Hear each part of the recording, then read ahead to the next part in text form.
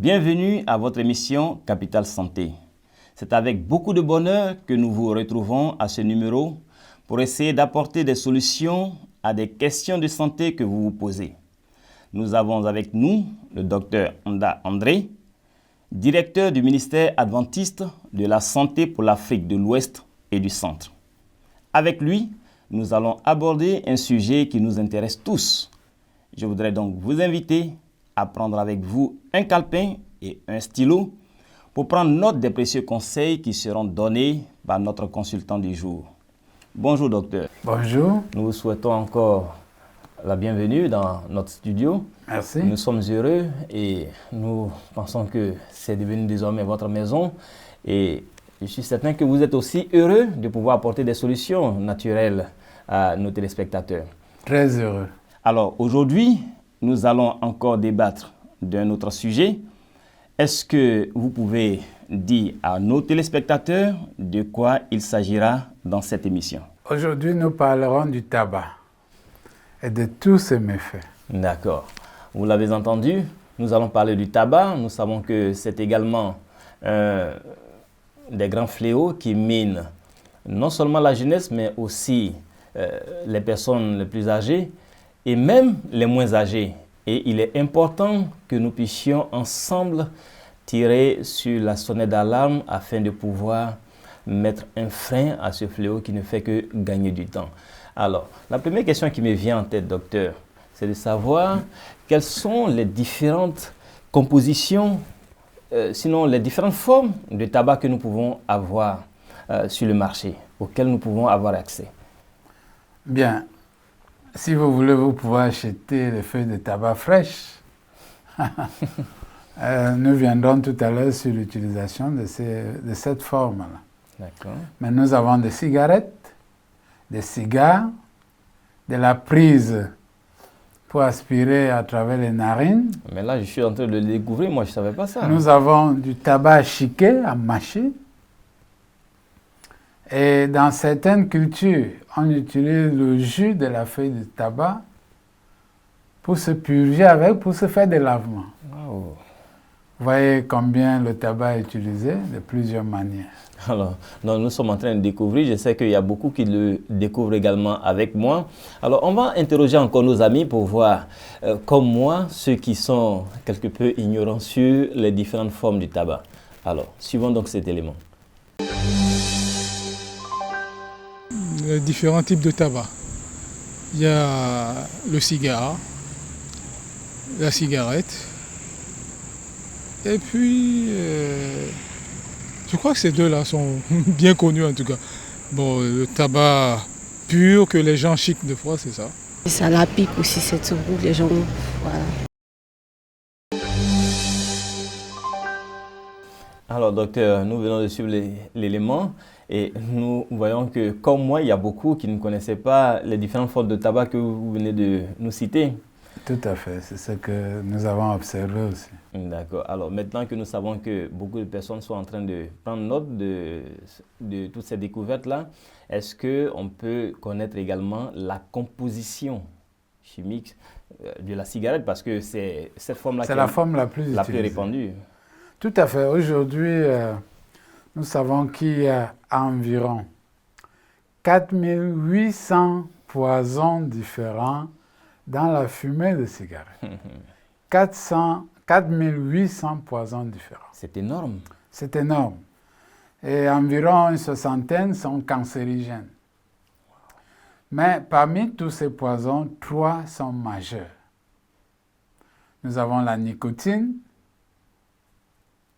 qui est la cause de la dépendance. Nous avons le monoxyde de carbone. Monoxyde de carbone, parce que c'est différent du dioxyde de carbone. Le monoxyde de carbone qui est un gaz toxique, inodore, incolore, et qui est juste le même gaz que celui qui sort des tuyaux d'échappement des voitures. Wow. Dans la fumée de cigarette également, il y a du goudron. Voilà les 3 éléments les plus importants, les 3 poisons les plus importants. La nicotine, le monoxyde de carbone et le goudron qui est semblable à ce que nous mettons sur nos routes. Pareil? Pareil, c'est le goudron. Wow. Mais nous avons d'autres poisons qui se trouvent également. Nous avons de l'arsenic, nous avons du cadmium. Le cadmium est utilisé dans les batteries. L'arsenic est utilisé comme dans les raticides, par exemple. Et nous avons beaucoup d'autres. Donc, 4800 poisons au moins dans la fumée des cigarettes.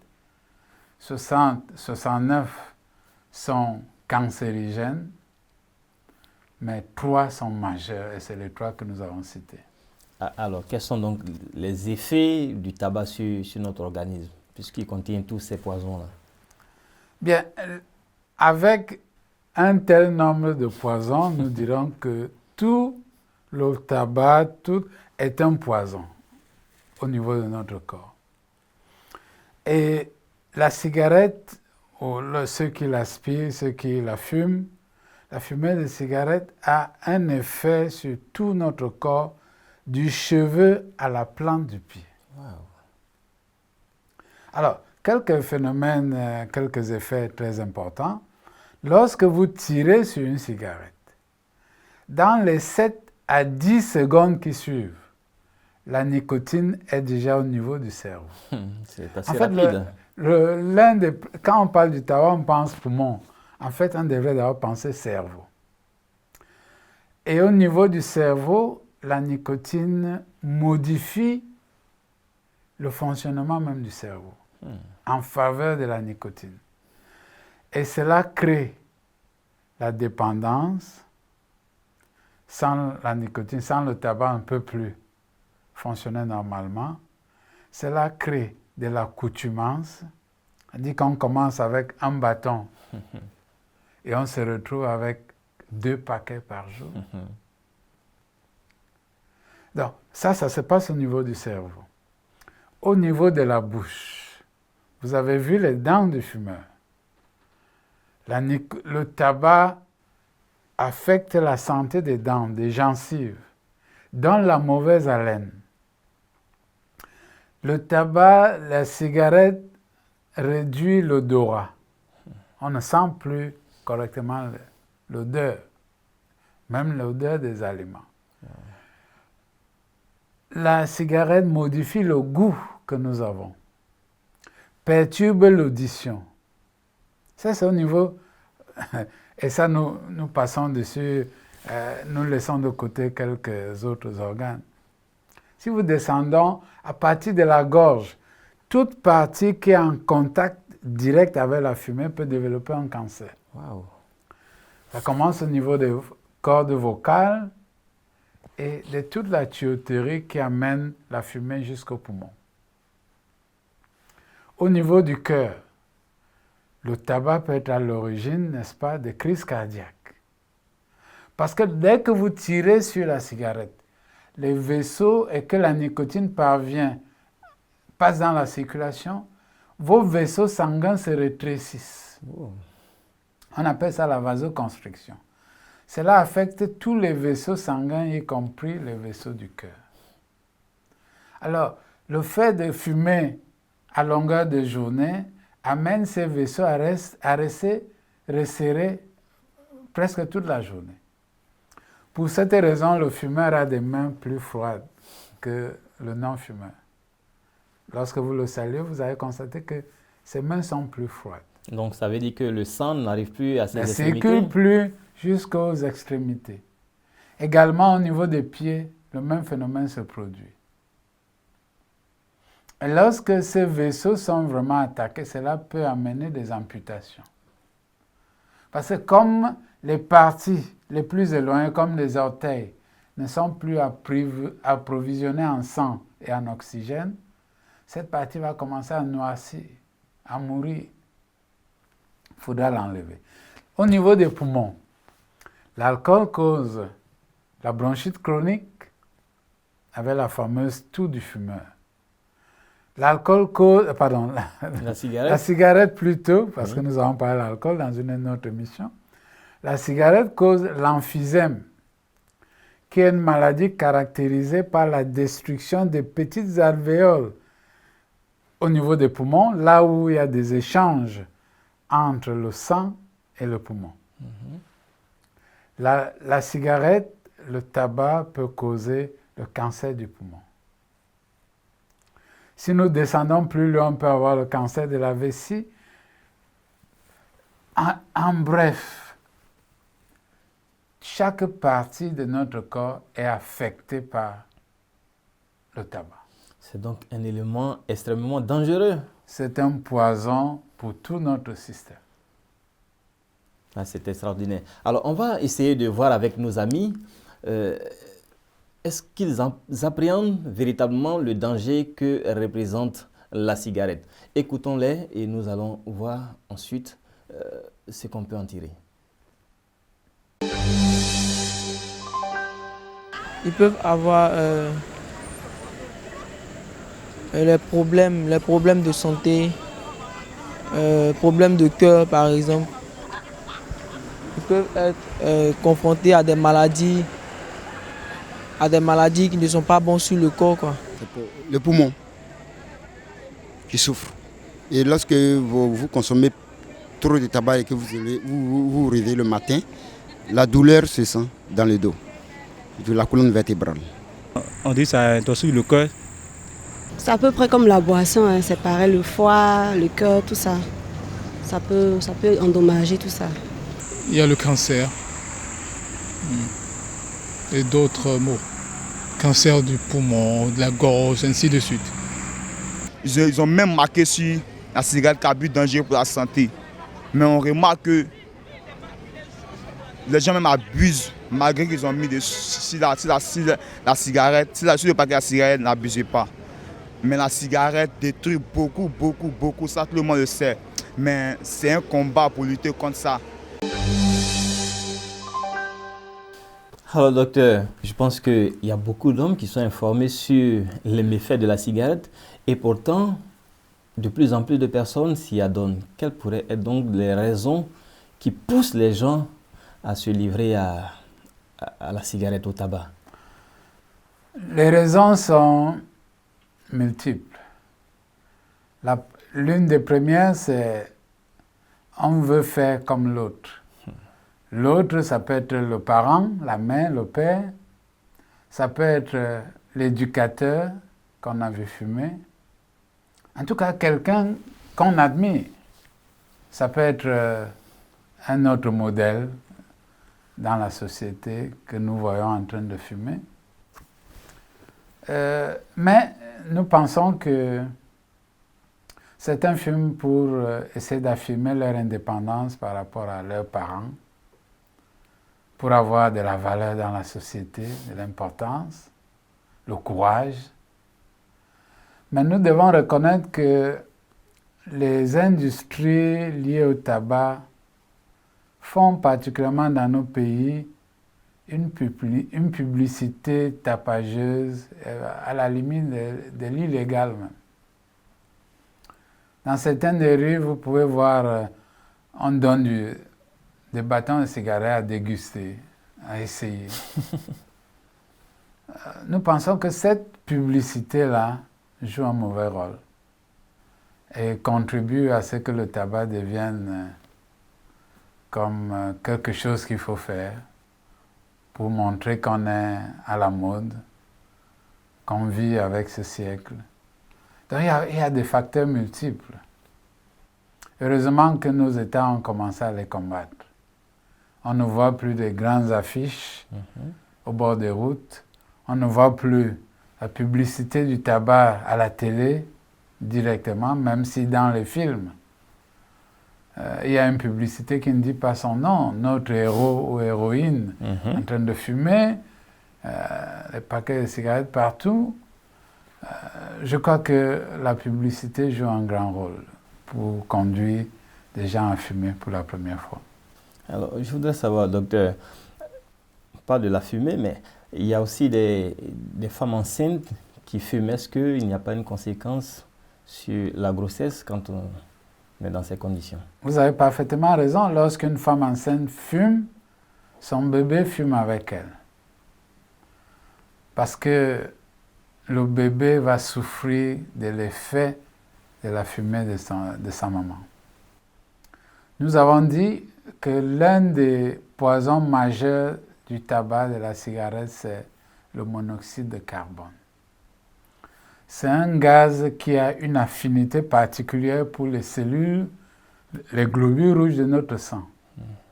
En présence de l'oxygène, les globules rouges vont préférer 230 fois le monoxyde de carbone. Or, le bébé qui est dans le sein de sa maman respire grâce à sa mère. Alors, si le sang de la mère est occupé essentiellement par le monoxyde de carbone, le bébé souffre dans le sein de sa mère. Donc, ça c'est pendant la grossesse. Maintenant que l'enfant est né, il respire la fumée de la maman ou des parents. Et ça aussi, ça représente d'autres dangers. Une femme enceinte ne devrait pas fumer. Pour le bien-être de son enfant, elle ne devrait pas fumer. D'accord, je pense que nos téléspectateurs sont en train de prendre une bonne note et cela va nous amener à regarder un peu un autre aspect, c'est l'environnement du fumeur. Parce que on peut habiter une concession dans laquelle vous n'êtes pas fumeur, vous êtes un non-fumeur, et puis il y a un ou deux fumeurs avec qui vous êtes constamment en train de bavarder ou en train de mener des activités qui fument. Alors, est-ce que cela ne va pas avoir des conséquences sur vous qui êtes non-fumeur? Alors, on va adresser cette question d'abord à nos amis téléspectateurs que nous avons rencontrés et après nous allons revenir à notre spécialiste. Le non-consommateur, qui peut être peut-être dans une chambre ou bien dans un bureau, quand il a ses camarades qui fument, il prend plus de fumée que le fumeur. Et donc ça devient un gros problème pour lui. Oui, du fait que l'odeur du tabac qui entre dans leurs narines, ils peuvent être contaminés par comment on appelle, les maladies qui sont provoquées par le tabac. Ils peuvent être confrontés à ces maladies aussi. Oui, bien sûr, puisqu'on est à côté, on respire, donc forcément, c'est comme si on fumait aussi. Celui qui est à côté du fumeur, ça tue aussi. Donc tu es en train de l'intoxiquer. La cigarette, la fumée, tu l'intoxiques parce qu'il fume à côté de toi. L'odeur là, ça ne va pas être des non-fumeurs. Alors docteur, les risques encourus par les non-fumeurs.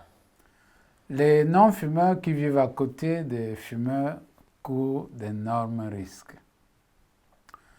Certains prétendent même qu'ils courent plus de risques que le fumeur. Parce que le fumeur tire la fumée dans ses poumons, rejette et vous respirez ça.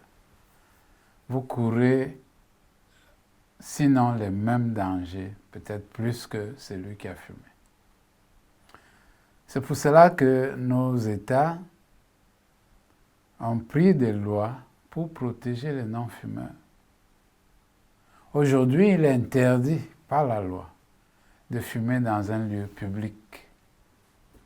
Parce que le fumeur a fait son choix. Alors, il ne faut donc pas qu'à cause de ce choix, d'autres aient des problèmes. Il a fait le choix de fumer et doit en supporter les conséquences. Ce ne serait pas juste que les non-fumeurs souffrent des conséquences d'un acte ou des actes qu'ils n'ont pas posés. Vous qui êtes non-fumeur, vous avez le droit de respirer de l'air pur. Alors, si quelqu'un fume à côté de vous, c'est votre droit de lui demander d'aller loin.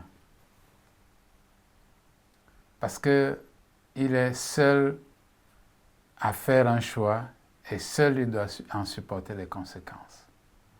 Donc les non-fumeurs doivent être protégés partout. Et nous sommes contents que nos pays, nos différents États ont fait le pas. Mais ce qui reste à faire, c'est que ces lois soient vigoureusement appliquées pour que le non-fumeur ne souffre pas des conséquences de ce que les fumeurs font. Donc on doit protéger les non-fumeurs. Mais, docteur, puisque nous sommes en train de parler des non-fumeurs,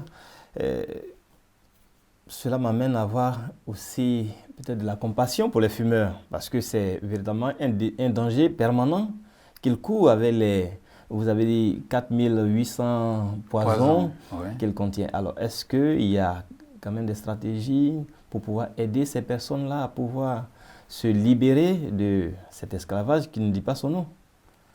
Justement, parce que, comme je l'ai dit au début, la nicotine affecte le cerveau.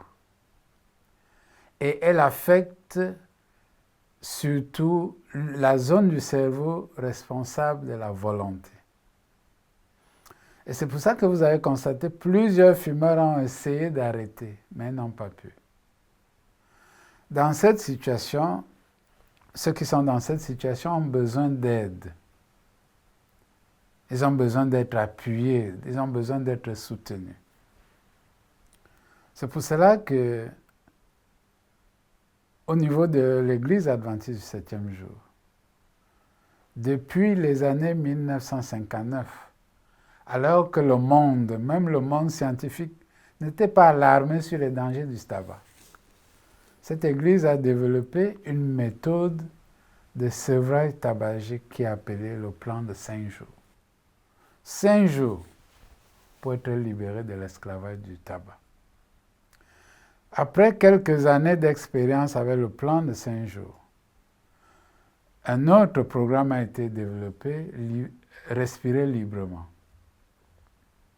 Et il y a quelques mois, au mois de juillet de cette année, à Genève, en Suisse, on a lancé un nouveau programme, Respirer librement 2, qui bénéficie de l'expérience du plan de 5 jours et de l'expérience de respirer librement, le premier plan qui a été développé il y a quelques années. Donc, l'aide est disponible. Il suffit de la chercher, de la rechercher. Si on veut vraiment se libérer de l'esclavage du tabac.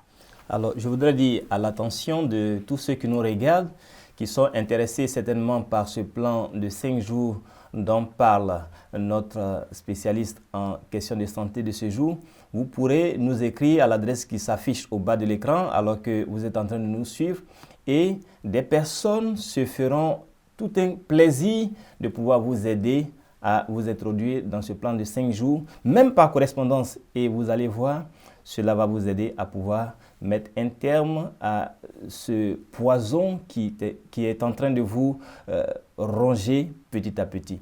Alors, docteur, pour revenir à vous, le fumeur, on a constaté que de moins en moins de fumeurs ont des prises de poids. Il y en a même qui sont carrément maigreler et on ne les voit pas manger beaucoup.